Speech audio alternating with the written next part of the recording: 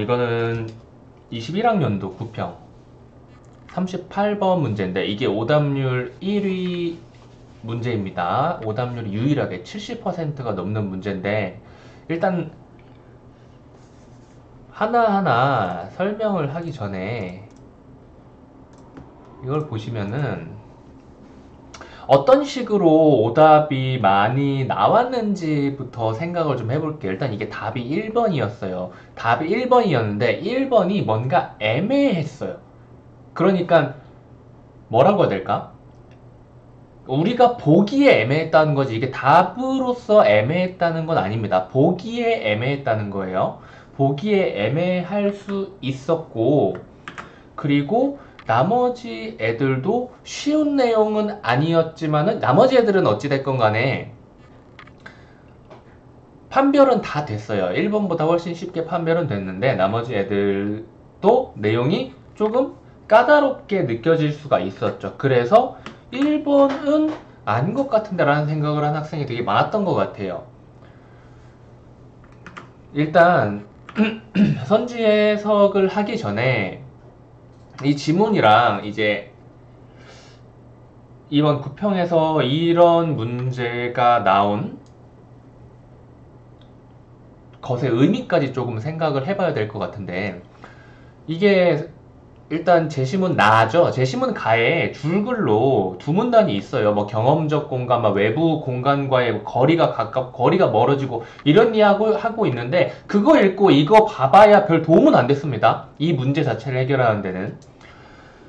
작품 이해에도 그렇게 도움이 됐는지는 모르겠고 제 생각은 이 지문은 어쨌든 연계 지문이었고 모든 수 1, 2, 3, 4, 5, 6수가 전부 다 수록이 됐어요. 생략된 부분이 없습니다. 그러니까 최소한 지금 9평이니까 9평 때는 모르지만 수능 때는 만약에 수능 때 이렇게 나왔다면 해석이 안 돼서 틀릴 일은 없었어야 된다는 거죠. 무슨 말인지 알겠죠? 이렇게 볼 수 있어야 돼요. 기본적으로 이렇게 보여야 됩니다. 연계가 된 작품은 기본적으로 이렇게 봐야 돼요. 이렇게 봤는데도 문제는 이렇게 봤는데도 요게 애매해질 수 있다는 거죠. 그리고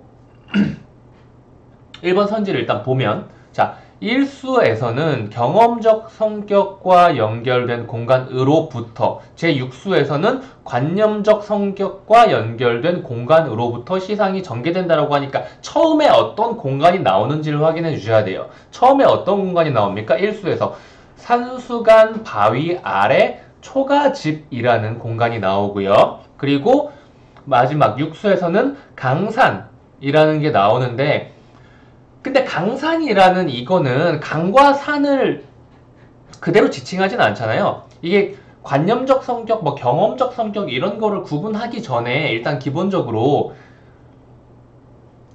이 녀석들이 진짜 이걸 지칭하는지를 일단 아셔야 돼요. 관념적 성격인지를 일단 구분을 하려면.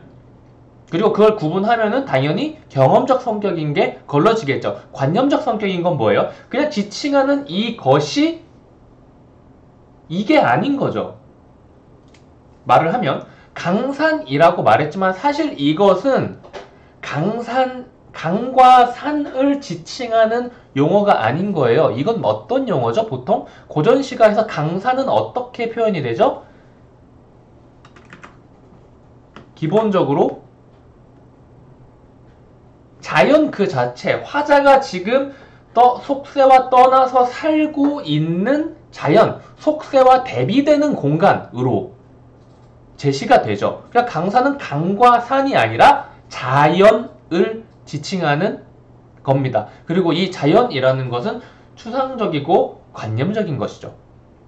속세와 대비되는 공간으로서. 그쵸? 그렇다면은 이 녀석은 관념적 성격과 연결된 공간이 맞아요. 그런데 이 산수간의 바위 아래 초가집이 경험적 성격과 연결된 공간 여기에서 이제 응 해가지고 아닌 것 같은 데에서 넘어가는 학생들이 있을 거예요. 그런 학생들은 어떻게 생각을 했냐면은 만약에 해석이 됐다면 이런 생각을 했을 수 있을 겁니다. 산수간 바위 아래 초가집을 지으려 하니 짓는다 하니 아직 안 지었네? 아직 안 지은 거니까 경험하지 않은 거 아닌가? 라고 생각을 하실 수 있다는 거예요. 무슨 말인지 알겠죠? 이건 아직 경험하지 않고 미래의 일 아닌가요? 라고 하는데 여기에서 생각을 또 해야 됩니다. 이것이 그냥 상상만 하고 그냥 대충 치워버린 것이냐, 아니면 실제로 이 화자가 이 산수관의 바위 아래 초가집을 산수관 바위 아래 초가집이라는 의미를 가지고 쓴 것인지, 무슨 말인지 알겠어요? 실제로 그렇다면은 이제 이걸 실제로 이 의미를 가지고 썼다라는 확신이 있으려면은 이것까지 아셔야 되는데, 이게 이제 연계교재에서 연계가 됐을 때 어떤 수준까지 공부를 해줘야 되는지를 조금 알려주는 것 같은데, 이제 연계교재는 그냥 외우고 해석하는 것만으로는 조금 부족할 수 있고, 작품에 대한 이해도를 좀 요구하고 있는 것 같아요. 좀 이해를 했다면은 되게 쉽게 판별을 할 수 있었던 내용이었는데, 이 경험적 성격 모시기가 이 만흥이라는 작품을 쓴 윤선도라는 사람은 지금 어떤 환경에서 이 만흥을 썼어요? 라는 것까지 작품을 공부할 때 당연히 엮여 있겠죠.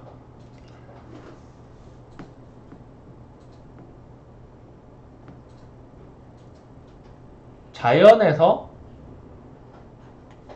살고 지금 자신의 처지에 만족하며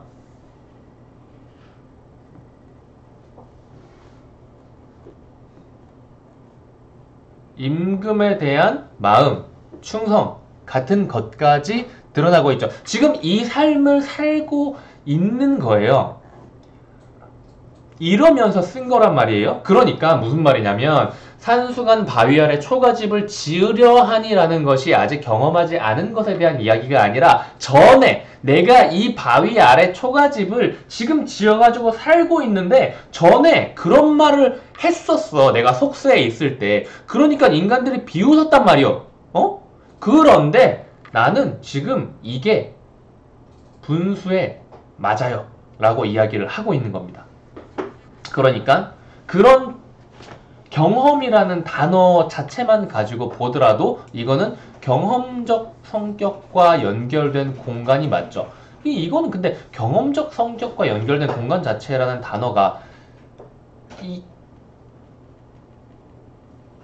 이걸 없애고 경험적 공간이라고 이야기했으면 훨씬 더 편하지 않았을까 싶어요. 실제로 화자가 이것을 경험을 했는지를 보시면 되고, 첫 번째로는, 그리고 두 번째로는 이것이 관념적인 것이 아닌지를 판단을 하시면 됩니다. 이 두 가지로 보시는 거예요. 그리고 이제 2, 3, 4, 5번을 볼 텐데요. 2번 같은 경우에는 구체성이 드러나는 소재? 뭐예요? 보리밥, 풋나물. 아유, 너무 구체적이네. 보리밥, 풋나물 해가지고 간장이랑 참기름, 고추장 해가지고 밥 비벼 먹는 그런 느낌이 딱 나오죠? 뭔가 구체적으로 좀 상상이 되죠? 그리고 3수에서는 술잔을, 이 술잔이 추상성이에요? 술잔을 들고 혼자 앉아가지고 먼 산을 지금 바라보고 있는 상황이잖아요. 그냥 지금 이 상황이죠. 이게 어떠한 추상적인 게 아니라 자연 속에서 지금 딱 봐도 해가 질 때 술 한 잔 조지면서 저 저녁 노을 석양 보면서 쩌는구나, 걔 쩐다, 지금 이러고 있는 상황이잖아요. 그쵸? 그러니까 추상성이 강화된 소재라고 보기에는 무리가 있죠. 이것도 그냥 구체적인 소재인 겁니다. 3번 볼까요? 제2수에서 서리적 표현으로 제기된 의문. 자, 부러워할 일 있으랴. 이것이 서류적인 표현인데 있으랴 뭐 있습니까? 뭐 이런 것들이 다 서류적인 표현이죠. 물음표가 없어도 서류적인 표현이라는 것은 아셔야 돼요. 물음표가 없어도 서류적인 표현일 수가 있습니다. 근데 이 의문이라는 게 서리법이라는 게 의문을 제시하기 위해서 쓰이는 일이 생각보다 되게 많이 적어요. 내가 지금 느끼고 있는 이 감정을 전달하기 위해서 서리법을 쓰고 있는 거거든요. 무슨 말이냐면, 야, 나 지금 응? 나 지금 이래. 우리 집 개쩔어. 엄청 큰 집에 살고 있다고 생각을 해봐요. 아니면 내가 엄청 자랑하고 싶어. 무슨 자랑하고 싶은 일이 생겼어. 이걸로 합시다. 엄청나게 자랑하고 싶은 일이 생겼어요. 그리고 이거는 누가 봐도 진짜 쩌는 일이야. 자기는 그렇게 생각을 해. 그래가지고 친구한테 야, 쩔지? 라고 이야기를 했어요. 자, 서리법인가요? 아닌가요? 서리법이죠. 그런데 이 말에 의문이 있나요? 이 쩔지에 대한 답변을 친구에게 듣기 위한 의문인가요?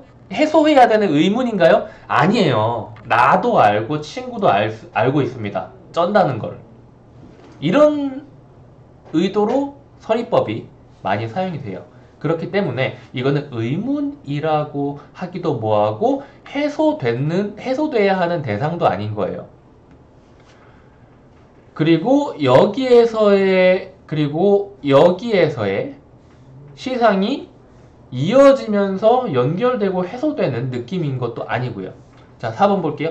삼수에서의 현재에 대한 긍정이 사수에서 역사에 대한 부정이라고 보니까 여기 삼정승, 큰 부자, 그리고 자연의 은거에 살았던 두 사람의 이야기가 역사 속에 있는 위인들이나 인물들을 이야기하는 것 같고, 얘들이 이만큼 좋겠는가, 이 사람들이 야같다 라는 이야기를 하고 있는 것으로 착각을 합니다. 그런데 여기에서 주는 의미는 이 작품 공부가 됐다면 너무나 쉽게 해결이 됐을 거고요. 안 됐다면은 고민을 했을 수도 있겠죠. 뭐예요? 누군가 읽어보시면 누군가가 삼정성, 영의정, 우의정, 장관, 국무총리 이런 사람들 말하는 겁니다. 영의정, 우의정, 좌의정. 이 사람들보다 낫다 하더니 뭐가 낫다? 자연 속에서 사는 게. 그리고 끊고 큰 부자라고 한들 이만큼 좋겠는가? 돈이 아무리 많아도 자연 속에서 사는 것보다 좋겠냐? 그러니까 쩐다는 거예요. 지금 쩔어.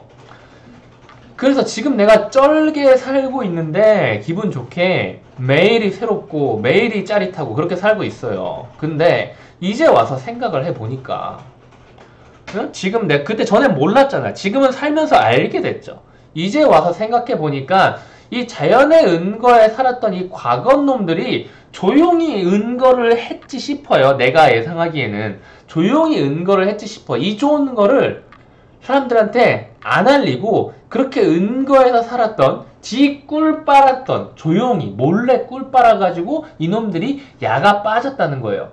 좋은 거 좀 알리지. 이런 이야기를 하고 있는 것 같아. 그쵸? 그래서 자연이 짱이다라고 이야기를 하고 있는 겁니다. 과거에 대한, 역사에 대한 부정 아닌 거예요. 이것도 역시 뭐예요? 이것도 역시 현재에 대한 긍정인 거죠. 5번 제3수에 나타난 정서적 반응 뭐예요? 산에 대한 좋아함, 자연에 대한 애정 같은 거죠. 이러한 정서적 반응. 그리고 감각적 표현을 통해 구체화다. 이 감각적 표현이 뭘까요? 감각적 표현이 뭐죠? 우리 알잖아요. 시각, 촉각, 청각. 이런 게 감각적인 표현인 거죠. 그쵸? 그런데 여기에서는 그러한 감각적 표현도 드러나질 않고 만약에 드러난다고 하더라도 이 자연에 대한 이 느낌이랑 그 다음에 마지막 육수는 뭐예요? 자연이 좋다라는 것으로 구체화시키는 것이 아니라 육수는 임금님 굿이라고 이야기를 하는 거죠. 정서 자체가 조금은 다르다라고 볼 수 있는 거예요. 여기에서 이렇게 구체화를 하고 있는 것도 아니고요. 이렇게 다 해결이 됐으면 좋겠네요. 그래서 이 문제 같은 경우에는 이 경험적 성격과 연결된 공간이라는 말과 이 지으려 한이라는 말에서 헷갈릴 가능성이 높았고, 연계교재에서 나온 것은 연계돼서 이미 제시가 된 작품인 만큼 작품 공부를 그 배경까지 조금 더 구체적으로 해 주시는 게 좋을 것 같다라는 의의를 느끼게 하는 그런 문제였어요. 여기까지 할게요.